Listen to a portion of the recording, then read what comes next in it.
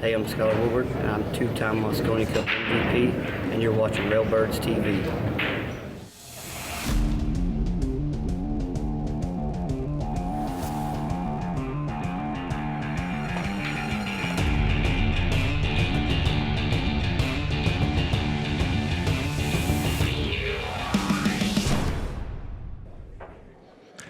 Hey, Railbirds, Kevin here. All right, we have more 9-ball action for you from the 2020 Derby City Classic.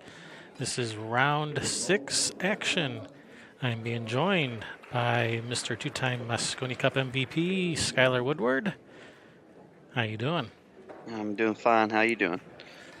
Having a good time watching all this great pool. So Dennis Orcollo comes into this match undefeated, and he's about to break, so I need to switch the camera so we can watch him break. Yeah, Dennis looking comfy today with his hood on or his beanie on. Yeah, his beehive hat. Yeah. The hat is so big on him, he could like crawl inside of it. Yeah, dry break to start. Trying to make the one every time is the key with this 9 on the spot, and he failed to do that the first break. But good of a player Dennis is, I'm sure he'll figure it out pretty quick. So Marc Vidal comes into this match with a single loss to Mieszko Fortunski, sponsored by Stapleton Billiards. All right, so I'll go over the rules between games. So, all right, he's not pushing out. He's going for the bank, and is he going to get a shot? Did he get there? Oh, I think he might have it. It's real close. Might have to swerve it just a hair, just to make this ball. Because if you swerve it, because you can't play with a lot of speed when you swerve it, so it's still okay. Because if he makes it that way, the 3 balls right here, so he'll have shape. So mainly just try to make this ball. Yeah, the 3 is right there, and I think the 4 goes in the side past the 6. Yeah, for sure. It does go. We can see now. So if he can make this 2, he should be in pretty good shape. And he is swerving it, and not quite enough.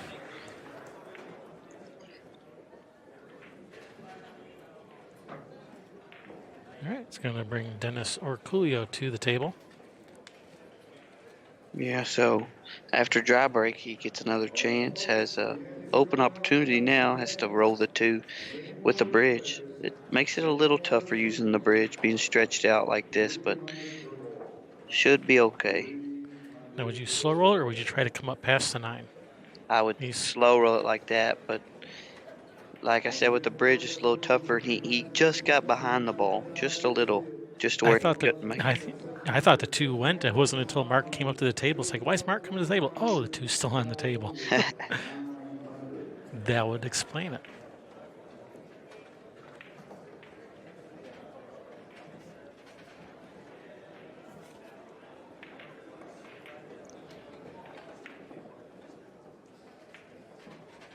It looks fairly easy here. This should be about the last shot. He has to really move the cue ball.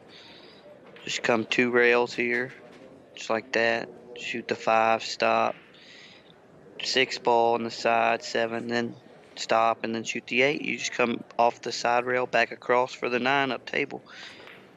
Yeah, from here it's looking like duck soup. Yeah, should be good for game number 1. So Dennis from the Philippines, of course, and Marc Vidal, maybe not as well known as Dennis, but he's a top player from Colorado. Originally from Europe, we think Spain. Sherry confirmed, yes, he's from Spain. So yeah, we're all in agreement. I think he came a little further and he won on the 8. He didn't want to have to follow. Should have stayed somewhere in the line from where the 7 ball was, so he had an automatic angle to come back across to the other side of the table. But this works, of course. Just get up table, and you'll have a good shot on the 9. All right, Dennis says that's good. So let's go over the rules real quick. We are playing some Derby City rules 9-ball. It's not quite standard. It's mostly standard, but a few variations as rack your own. One of those variations is going to be the break is going to be the winner's option. So you don't have to break. You can pass it to your opponent, and we have seen that happen. The 9 on the break is going to be a win in every pocket, even though we're doing rack your own. Jump cues are not allowed. You can jump the ball, but you must use your full playing cue. Can't even use your break cue. 3 foul rule is in effect, and 3-point break rule is also in effect. What that means is, on the break, you must drive a minimum of 3 balls, either into the pockets, past the head string, or any combination thereof. If you fail to do so, even if you pocket 2 balls, if you don't drive a third one past the head string, you don't get to keep shooting. The incoming player will have the option to accept the table as is or pass it back. Also, they must rack with a 9 on the spot and break from the break box. And no conceding the 9 rule is in effect, even though you'll see him do that a lot anyway. That one people pretty much seem to ignore. Yeah, right. A lot of players are like, well, if it's good with you, it's good with me. And they're like, okay, so then they still do it. But, I mean, I try to keep from doing it. It's just like, but if you got somebody on the other table, which I think is kind of why Dennis did it the first game, because Right. Mark was having to wait on the other guy to shoot, and he's got an easy shot on the 9 anyway. So Dennis just like, yeah, go ahead. Then you don't have to wait. Yeah, just to keep things moving along. Yeah. But another dry break this time by Mark, first time by Dennis. So not seeing as good a breaking out of these two so far as you would expect, especially from Dennis being one of the best breakers. And he always figures it out, no matter what break it is. He always figures out some way to make a ball consistently.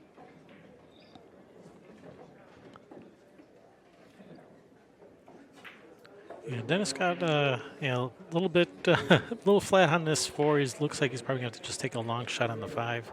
Yeah, I would probably just draw back to this side of the table where he's at, and then follow out with the 5. Follow 2 rails, or 3 possibly if you hit it hard enough to hit the left rail. Just come follow with a little bit of high right, go 1, 2, and then maybe catch the 3rd rail. But he didn't go to the 3rd rail.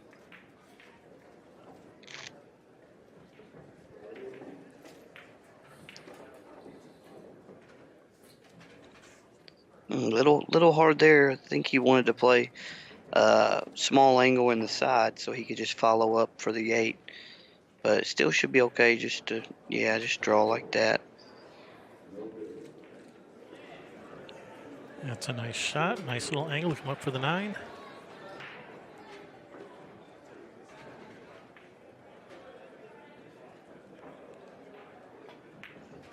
All right. Ooh. Almost spoke too soon there. All right, Dennis ties it up 1 apiece. So Yeah. I would like to thank Diamond Billiard Products for putting on this event and allowing us to come in and record these matches for you guys. Thank you, Diamond. And also, Billiard Shopping Network. Be sure to go check them out, too. All right, let's see if Dennis can adjust his break. Yeah, that 9 ball he made, it wiped its feet off going in. Yeah, maybe he's a little dusty sitting there for a while. Had to wipe it off. Yeah.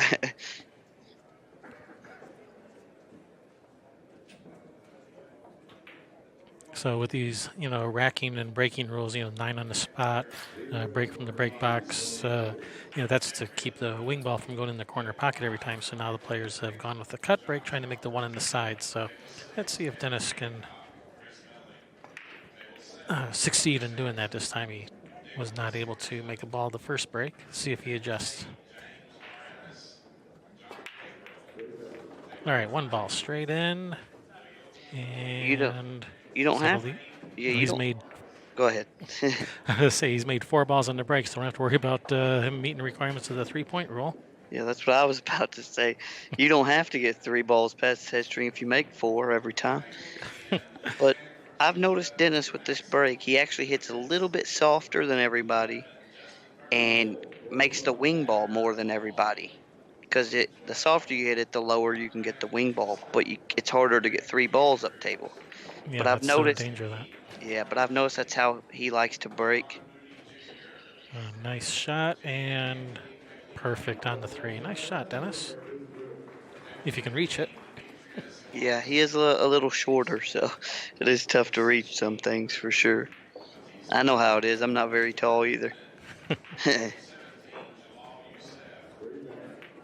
just come up for the 8. Side, corner, wherever it lands.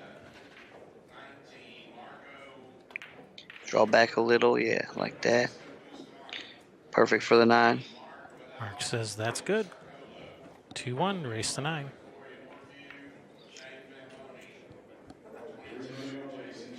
And it's funny, some players they won't like give you the 9 ball, but then as soon as you give them the 9 ball once, they'll give you the 9 ball like every time. They're like, "Oh, you're gonna give it to me. I'll just give it to you every time." So it's Kind of like testing the water. It's like, are we giving the 9 or are we not giving the 9? So it's yeah. like, who's gonna give it first?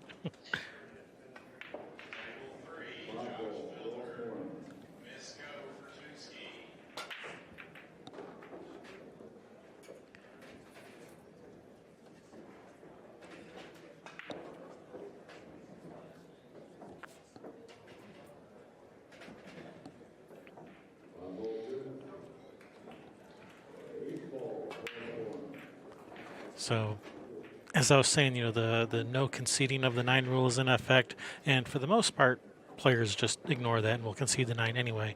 No, but almost nobody will call them on that.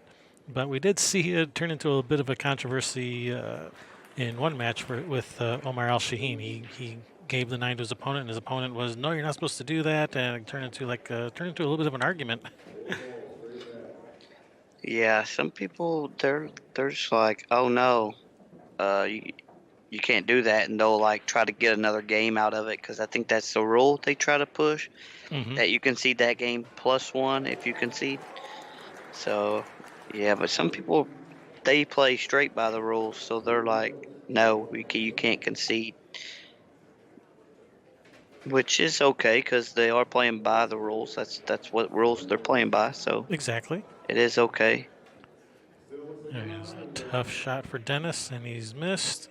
And it's going to bring Mark to the table with a pretty makeable shot on this too. But where's that cue ball going? Yeah, and if the 3-9 looks pretty close, I don't know if the 8's in the way. If it's not, he can just play the 2 with a little bit of left, and come right under the 7 ball here on this bottom side, and Hmm. then play the 3-9. But if not, you might want to play this with some checks, with some right hand spin, and come straight for the 3 in this corner, the bottom right corner now. But I guess the 9 probably did go, and well, I guess I don't know.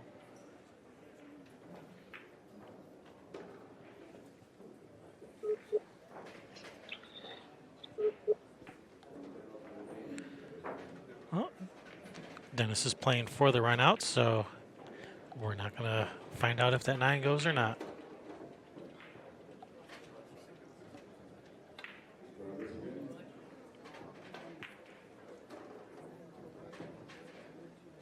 Dennis making quick work of these.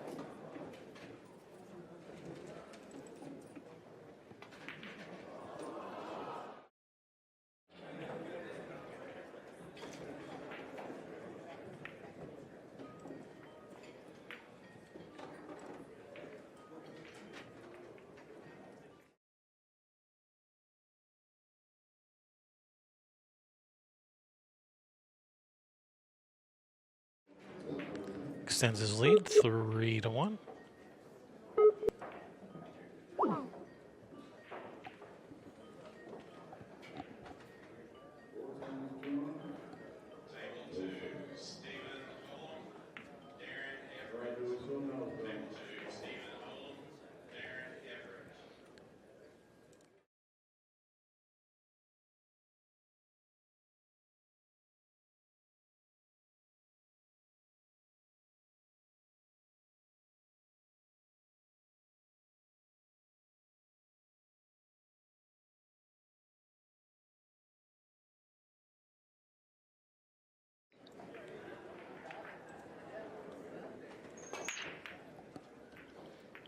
All right, Dennis with the break. He's missed the one in the side.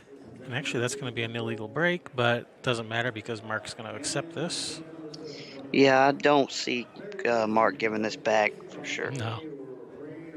No, he's got a shot on the 1. He can get to the 2 ball, and that's the 3 on the bottom rail. So, once he gets past 1 to the 2 to the 3, once he gets past that, then it should be pretty smooth sailing, but he's got some work to do to get there. Yeah, I was about to say I like coming 2 rails. Just try to come to middle table. Ooh. A little far though, because now I believe he's got to follow, because I don't think he can draw out of this and miss the 6 ball. So I think you kind of have to like follow this and hit it hard and come 2 rails back up table. But it looks like he is trying to draw.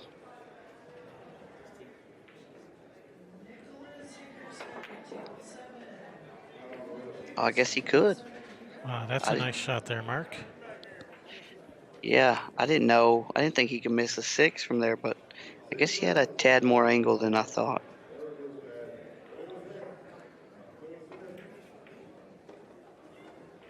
Be a little help from the 7. Yeah. That worked out. Yeah.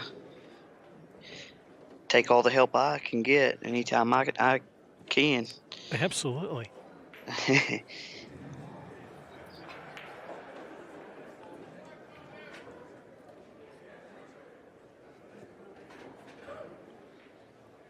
So just this ball, you pretty much want to focus on just making it and just come straight back and forth, because the 6 is laying in front of the side. So you just focus on making that it's ball. not going to drop. Well, I was going to say, because you're going to have a shot, but I think he might have been hooked from the 6 if he did make it now.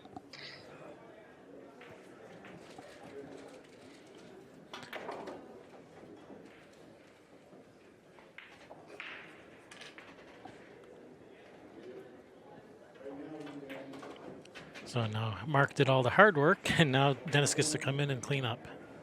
Yeah, he made a good little out in the beginning, the first half of the rack. He made the 2 to the 3 was nice. The 3 ball was a nice shot too.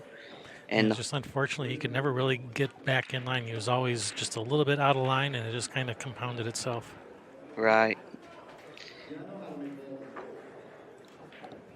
4-1, race to 9. Yeah, it's that snowball effect where you're just a little bit out of line, and a little bit, and then the next shot you're just a little bit more, and the next one just a little bit more, and next thing you know, you're faced with this thin cut on the 5 ball down the rail that just doesn't go. Yeah, for sure. It's like digging a hole. You just keep digging it deeper and deeper.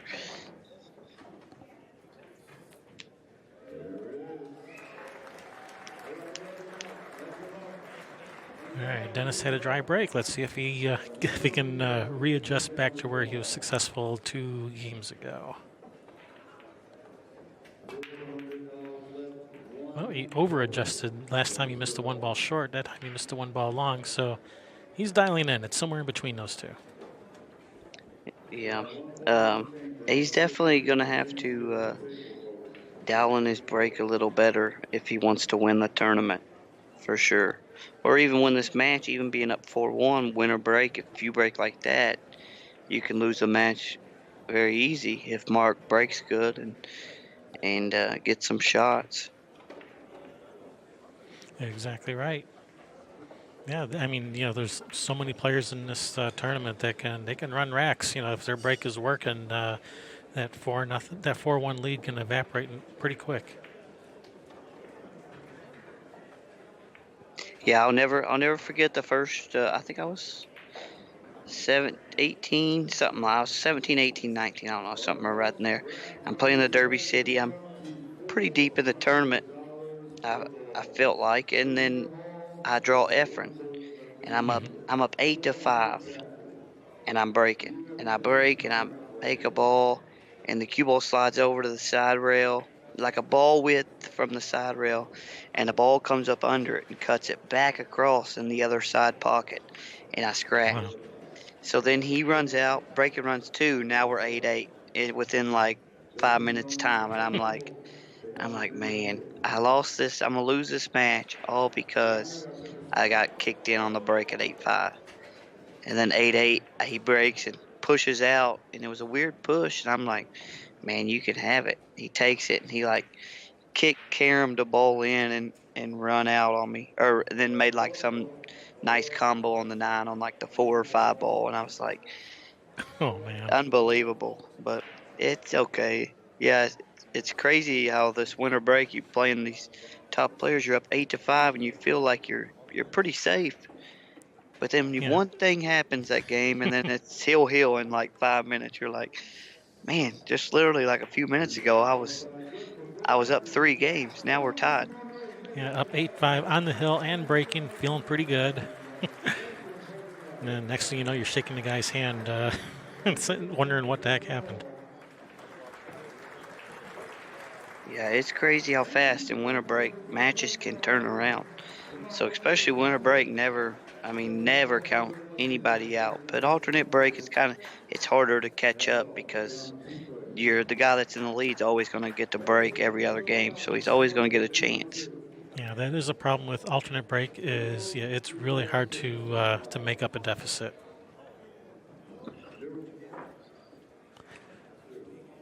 What do you like? Do you like winter break? Is that your preference? Um, And is it different for tournaments versus gambling? well, gambling, you hardly ever see anybody alternate break, but Right. um, I think, man, I don't know, it's weird. I think winter break is the right way, but short races to like 9, you Mm-hmm. could still get race to 9 winter break. Still ain't like I don't think it's still right, especially for the top players, because they're gonna run 4 or 5 racks a lot of times, and now half the match is over, and then they can play safe and then run 4 more. You never get to shoot. Right. So it's I don't know, it's weird, but obviously the other player can do the same thing if they get a chance. But you never get a fair chance to win the match. So that's the only bad part about it. Is if you lose the lag, you never really was in the match. So you just got a loss in the tournament for sitting in your chair. Well, you better practice your lag then. Yeah, right.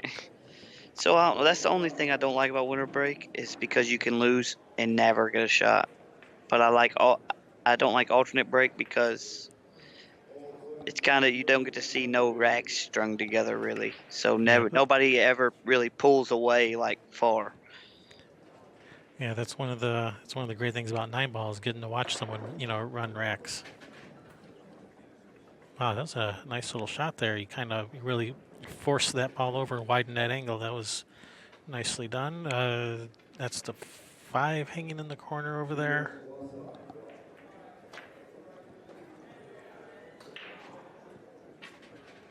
Dennis, you're a short guy. You better keep that bridge out. I Yeah, think he heard you. yeah, has to go back for the bridge. He's one of the few top players that I don't really see him use an extension much. He's usually using a bridge. Yeah, I think all them Filipinos are small, so they're all used to using a bridge anyway. So they probably I don't think they care to use the extension. I think some of them do use it, but Hmm. I think they're just like, well, we're good with the bridge, so just use the pull out the bridge. It's quicker.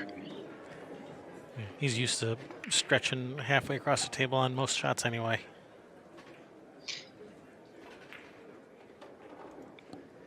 All right, nice break and run there. 6-1.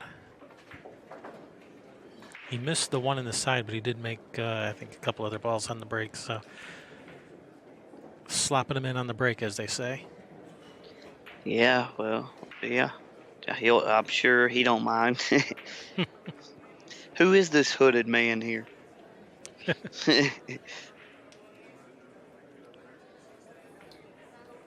He sure does play good.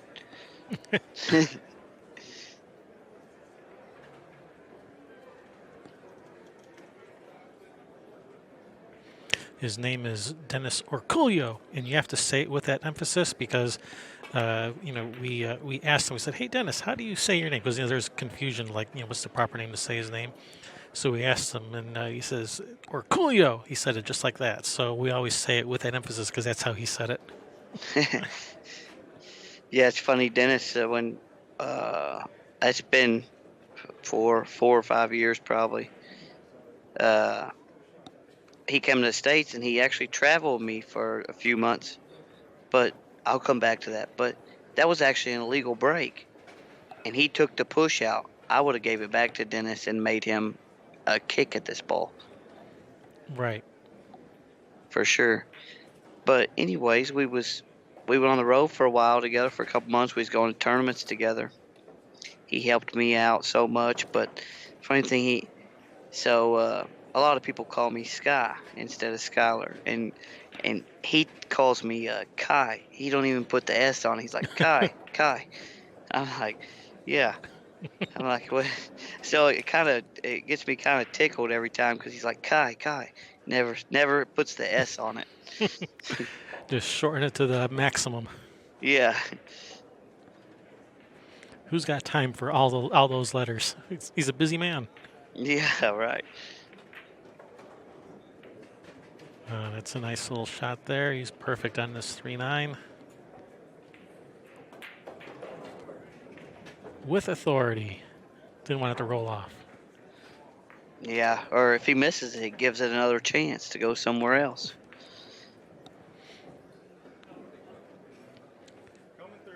So, what is your favorite game to play? My favorite game to play is probably I like my most favorite game. I don't know. I enjoy one pocket a lot because you really got to think and think about what your opponent's thinking, like what they're gonna do. You got to kind of know what they're gonna shoot. So it's kind of like I like one pocket, but probably my best game or like my favorite like run out game would be bar table 8 ball. But I think that's because I grew up playing it. Mm-hmm. So you have a bar table 8 ball, and if it's on a big table, just 9 ball. All right. Well, Dennis is really not having luck with the breaks. He, had a dry break last break, and now he's scratched on the break. Brings Mark to the table, ball in hand. A little bit of a cluster here. He's gonna have to find a way to break this out. Can he shoot the 2 in the side and follow and break these out, or how would you go about this little 3-6 cluster here?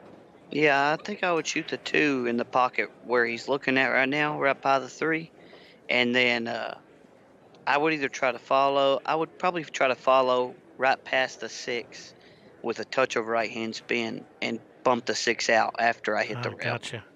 That way the 3 stays by the side and the cue ball should be in a good position.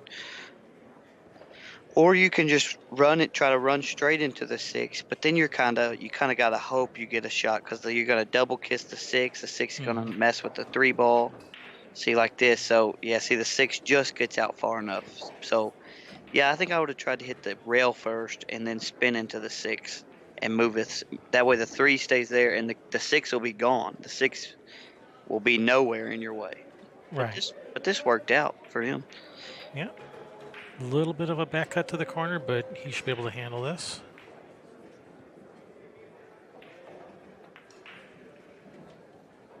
Not a problem. Yeah, he's got to make up some lost ground here. He's got a good opportunity to do that. Especially with Dennis not breaking well, so as long as if Mark can break well, he's got a good opportunity to close up this gap. Yeah, for sure. Yeah, just need a chance, and to get a chance from Dennis is you don't get very many from a guy like him. So when you get it, you better take control.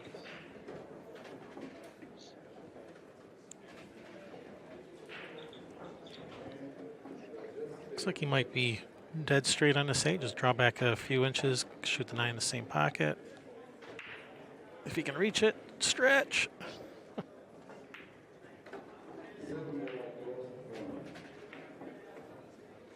He's like, how come you're not giving me this one? I really don't want to shoot it. Can I have it, please?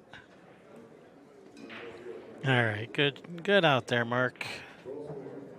Taking advantage of that ball in hand on the break. Doubles the score.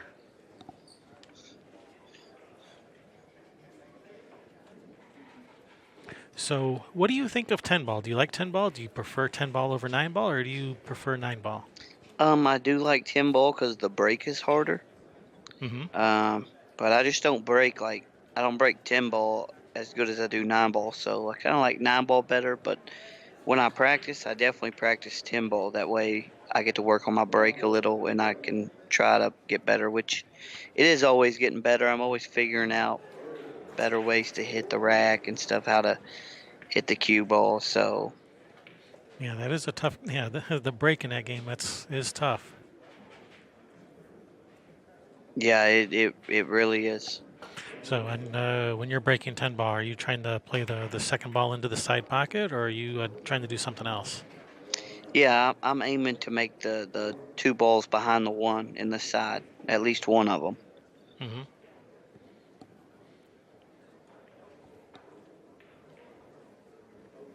And just hit them hard and square and try to get the cue ball in the middle.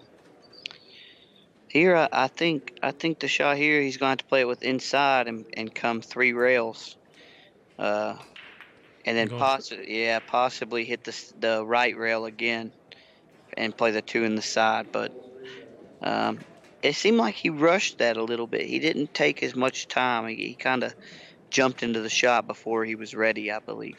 Yeah, I was thinking that too. Like once he actually got down, he thought about it for a minute, but once he actually got down on it, it seemed like he only took like 1 or 2 strokes and didn't really put as much into it as he could have, maybe.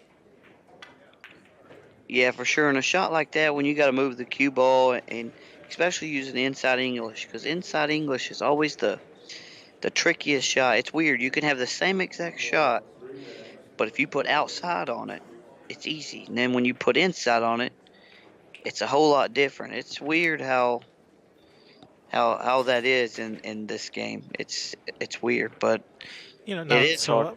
so uh, I'm curious about that because theoretically there should be no difference between left spin and right spin. Outside or inside English, there should be no difference. So is the actual difference just because you're used to shooting outside, 90% of the time, and you don't have as much practice with the inside English? Could that be the reason why it's just so much more difficult shot, or do you think there's something else going on? Yeah, I have no idea how to explain it, but it's I don't know, it's weird. You can have like a cut like where the cue ball and the nine are now. If you play this with low left or just left hand English, it's easier than if you put right hand English on it, which would be inside. And I don't know why. I don't understand. It should be the same way. You're putting English either way, but Hmm. outside goes. You can make it easier than if you put inside. I don't know why. And that's the same exact thing. I think that made him miss the one. He did rush it a little bit, but that's what I'm saying. He needed a little more time on that shot because he did have to put a little bit of inside to follow around. So really got to bear down on that ball he just missed, which cost him the rack, especially in a crucial time. He was down 7-1. You win the game, and then you break and you get a shot. You gotta take control there. All right, dry break for Dennis and illegal break at that. Now, the rule they play at Derby City is on an illegal break, if he were to pass this back, Dennis could not push out. He would have to kick it to one. Or he might be able to see a piece of it, but he couldn't push out. So I don't even know if Mark knows that. If Mark might be, because I would pass it back. I wouldn't push out.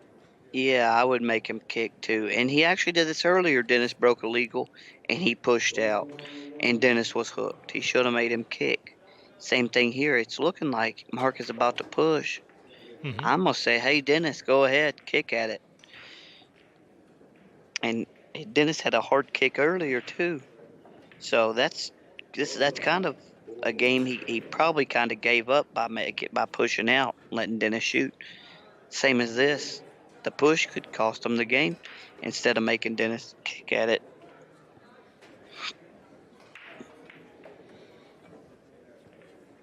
All right, so Mark is going to push. Where would you push out to? I might push out down to, well, he pushed out right there. I don't know. I don't know if I like that. I might have pushed down to this corner, down past the bottom left corner here. Maybe like the first diamond on the end rail or something. Left it like real tough. But Oh, nice combination. Cue ball, get out of there. All right. Here's your chance, Mark. That he fell right into your trap, Mark.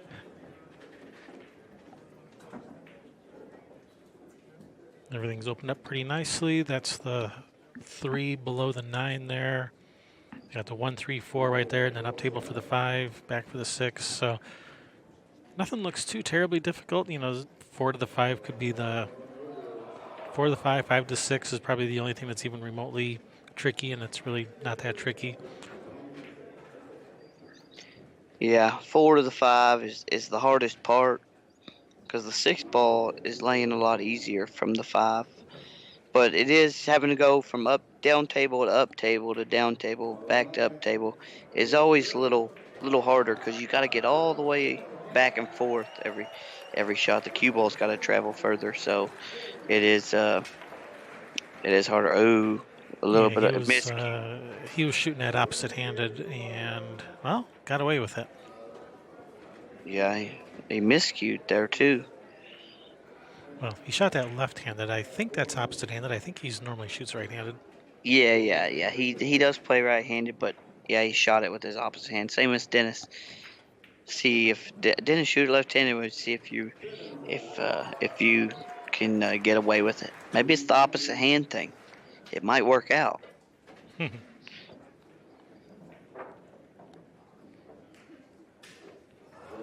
right, going for a 2-rail kick.